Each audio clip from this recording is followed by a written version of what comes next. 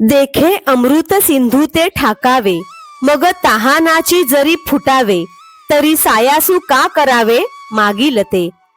असे पहा की अमृताच्या सागराजवळ यावे आणि अमृताचे प्राशन न करता तहानेने व्याकुळ व्हावे, तर मग अमृताजवळ येण्याचे श्रम तरी का बरे घ्यावेत. तैसा जन्मांतरी बहुती उपासिता श्री लक्ष्मीपती, तू दैवे आजी हाती जाहलासी जरी. त्याप्रमाणे हे कमळापती, जन्मोजन्मी मनोभावे आम्ही तुझी उपासना केली, त्यामुळे दैवयोगाने तुझी आम्हाला प्राप्ती झाली आहे. तरी आपुलिया सवेशा का न मागावासी परेशा, देवा सुकाळू हा मानसा पाहला असे. तर मग हे परमेश्वरा, माझ्या इच्छेप्रमाणे तुझ्या जवळून मी का मागून घेऊ नये. माझ्या मनातील इच्छेकरिता खरोखर आज सुकाळाचा दिवस प्रकाशित झाला आहे.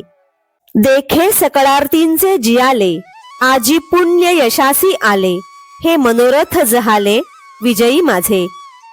आज माझ्या सर्व इच्छा परिपूर्ण झाल्या, माझे पूर्व पुण्य फळास आले, माझ्या सर्व मनोकामना सिद्धीस गेल्या.